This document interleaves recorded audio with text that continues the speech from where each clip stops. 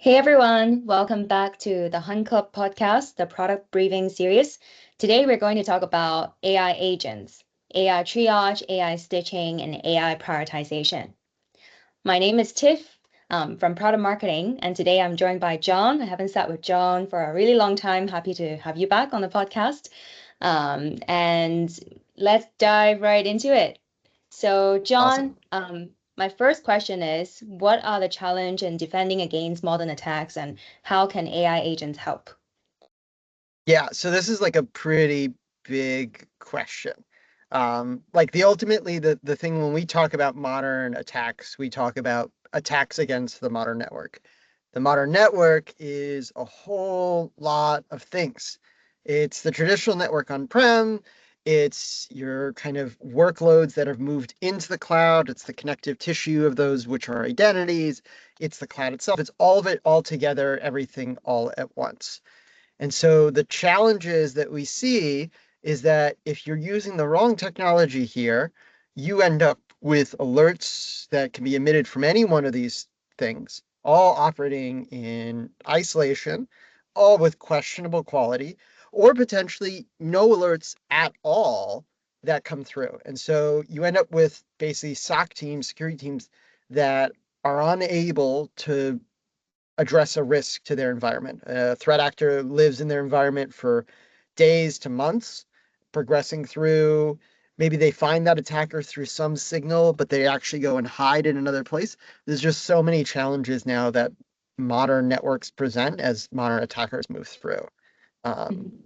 like this kind of 71% of SOC practitioners worry every week that they'll miss a real attack is coming from the fact that there's just so much more space to defend, and noise is an enemy. More data isn't always a solution. Yeah. And it also impact the efficiency and effectiveness for security teams to even find the attackers, right? Because all of these just create a lot of workload, manual work, and also that delays investigation as well. 100%. Yeah. So let's talk about the approach Vectra is using here. Yeah. I'm pretty excited about what we've done and been doing. This isn't Mhm. something like net new, in the world out there, everyone's talking about AI as this change state. Vectra, myself personally, I'll say, have been doing AI at Vectra for years now, and we're just continuing to operationalize and make that better. And so some of the things that we do is we have three different kind of operating models, or effectively agents, that are operating in the product at all times, 24/7, real time. They're doing things like automatically reviewing a detection event and Mhm. asking the question, is this benign? Like, can we infer based off of all the things we're seeing that this is not really a threat to your environment manifesting? We can then take that detection, tie it to, an IP, but tie that IP and that detection to an actual asset in the environment. So if I have over the course of a month coming in and out of a network environment, 5 different IPs, the stitching automatically puts that into a single device, and any behavior long-lived over time comes to that. And that stitching isn't just for assets, it's also for accounts. So you have an account in Entra ID, an account in AD, account in AWS, account in Azure, all the same identity in Vectra. And that's really powerful to funnel basically activity that then our last kind of agent here, our AI prioritization, takes that funneled activity and really scrutinizes all the collective behaviors that are happening in order to then make a decision of what is the risk of all these things stitched together, all these things that haven't been removed. What is the real risk of this? And then emitting an alert. So it's only after all these agent concepts have been executed does an alert come to an analyst.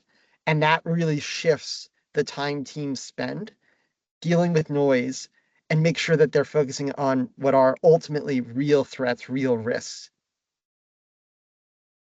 Yes, definitely. And the end results and end benefit here is again efficiency and effectiveness. So based on the latest IDC business value of Vector AI report, it's actually some statistic based on 7 customers that's been actively using Vectra. We help these security teams spend 60% less time assessing and prioritizing alert while actually identifying 52% more threats. So it's a really powerful result here that we're seeing. Yeah. Yeah. So let's dive deeper into how each of them work. So let's start with AI triage, John. So you mentioned we are removing benign detections. How do we actually do it? Yeah, so I was talking with a customer that was, a user of Vectra that was talking to me about their old way of doing things. Yeah. And they would say, in my sim, I would generate all these, detections that we kind of tried to make, and I'd have to review every single one. Every event was an alert, and I'd have to go look at every one, and then I'd, try to filter it out on my own. And that to me was like appalling that anyone would actually spend time operating like that when you have something like AI that can help. And so what our AI kind of triage does, it's been trained on basically what humans do to mitigate a benign alerts in an environment, looking at the history of kind of a behavior, the precedence of that behavior in the environment, taking that then and basically saying, yeah, this is benign. And what we've seen in terms of impact of doing these types of things on a given month, the AI is automatically triaging 100K benign events. These aren't attacks. We get these feedback from our customers. These are really benign stuff. So that's immediately tons of work off our kind of analysts' plate that we work with and support. That results then in 51% less time spent on the end result alert monitoring, that end state of things that they look at. 50% reduction if you're looking at things like M365 and Enter ID. That's kind of the opportunity you have of reduced benign activity that you get to have to manage. And 30% reduction when it comes to Azure and AWS. Again, we're talking a massive modern network view that we're taking here. And each of these areas we can hack down on what is benign and really isolate that bad guy kind of that's coming through. Yeah. And that's based on statistical behavior across all of the customer environment that we monitor, right? Yeah, so it's learning actively from that customer environment based off of that information. And, it's important to say that this kind of, in this AI space, this is local learning that's coming in here. This isn't kind of something that's exposing other customers' data. Yeah. Security is super paramount. So that in all this stuff, forgot to say in the beginning, data is kept, in the customer environments. No data is getting commingled here unless there's kind of some opt-in option for anonymized data. That's core to how all this stuff is built. Yeah. Let's move on to AI stitching then. What is the alternative approach here before the vector approach, and what is the power?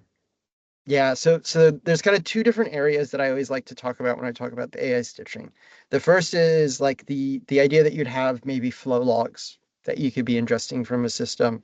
And the flow logs, most of the times in my experience, they're just going to have an IP. And if anyone wants to look or trace a detection back to that device, you got to go look up that IP, you got to look up systems where that IP came from. It can be really painful. And Mhm. you end up not having the ability to do like long living kind of learning on those. You don't have the ability to trace behavior over months because IPs change. We solve that. We have a technology that connects basically because of artifacts we see on the network, connect every IP to a human that you can actually see. So anytime we see the artifacts that point to that, find that actual device and name that, as, John's MacBook. Same thing on the account side. We Mm, see Enter ID accounts that are synced to Active Directory on-prem.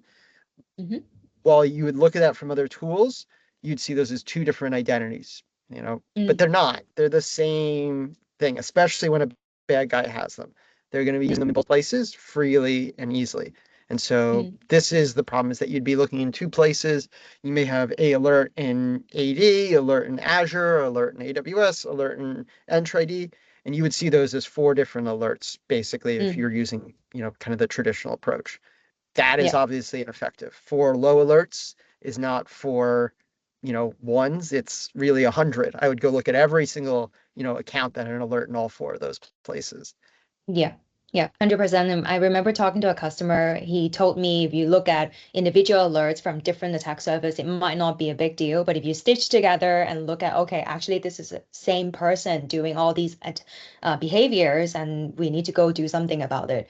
And in a way that Vectra helps them by giving them a human name, and not just alphanumerical string of 65 characters, which they need to stitch from different tools to look at, which then 25 minutes gone, only to realize something is false positive, going back to what you said about triage.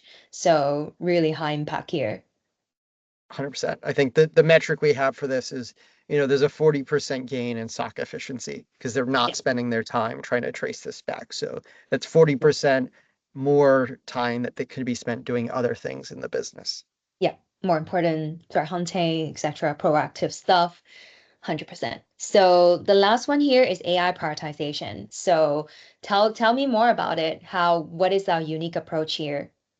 Yeah, so this one's probably the most complicated of all these because what we're talking about here is a system that fundamentally looks at, hundreds of different behaviors that Vectra is tracking and distills those then into what ultimately are alerts. How do you correlate all these together? You can see in this diagram on the bottom of the screen that we're taking detections across these different domains: Active Directory, Network, Entra-ID, M365, Copilot, AWS, Azure, all these different behaviors, tracking them onto that asset from that stitching component, filtering out all the benign thing from the AI triage, then factoring in other contexts like how fast the attacker is operating, the breadth, factors about how important that system is based off of both customer input and what the AI itself is able to infer, factoring all these together and then emitting a single number that quantifies the risk of this system to your environment and giving you that in a very clear, human readable way with profiles that describe what's going on, that ultimately an analyst can say, I know what to do next. And that next thing is ultimately stop a bad guy. And that's really the power of this. And I think we've got a few different numbers here that kind of speak to the other side once this gets delivered. Yeah. It's a really powerful tool here. Yeah, of course. And the alternative is sometimes other tools might not even be able to detect and prioritize the attack. So the result might be a missed attack, or that could have a really high consequence. 100%. And I know that we recently, based on the AI prioritization, we also launched the hybrid attack profiles. Can you share a little bit more about that? Yeah, I kind of alluded to this, that basically, what we do is, we can visually represent and kind of verbally represent what this kind of AI prioritization system is understanding this system to be operating as. It does this by looking at the different indicators that we see of behaviors, mapping those to the MITRE techniques and some other factors there, and then presenting this. And so we've just seen such a kind of scariness around the kind of hybrid threat that we've made sure the AI component here is able to project that threat clearly to customers and make sure it's captured and prioritized. So for attackers that are multi-domain, Vectra is Mm-hmm. stitching those together and then projecting this profile of either hybrid network adversary when the attacker is active in both the network on-prem environment and the cloud, or there's also kind of a hybrid cloud adversary where if an attacker is active in, let's say, Azure and AWS, we'll be able to present those two things together and project this profile. So it's a really powerful way to understand the risk. And it's a really powerful component from the AI standpoint to really, give that elevated risk to what's going on. Yeah, 100%. It's manifesting in this hybrid profile, the triage, stitching, prioritization, basically, and really, and I think according to IBM, 40%, right? So this is important to highlight in customers' environment to let them know that this is a hybrid attacker doing all of these activities across different domains. 100%. Cool. What what do AI agents mean for security teams then? I believe these three are the takeaways from our conversation Yeah. here. Yeah, I 100% agree. So I think reduce exposure. The numbers we have is 52% more threats are detected through this type of approach. Remove latency, 51% less time spent on monitoring and triage, 60% less time spent on assessing and prioritizing the alerts. So it's just a ton of time coming back to teams to work on other things. And then just when you do that, when you have less time spent doing this, you're maximizing the team's talent. You're maximizing their skills. So 40% reduction of 40% increase in SOC efficiency is a huge value to just be able to do more in this kind of constant need to do more as we look at security as a broad problem space. Yeah, 100%. And it's great to know that these are real customers' data. This is their experience in using Vectra, and it's the real value that they're getting. So very, very powerful capabilities for sure.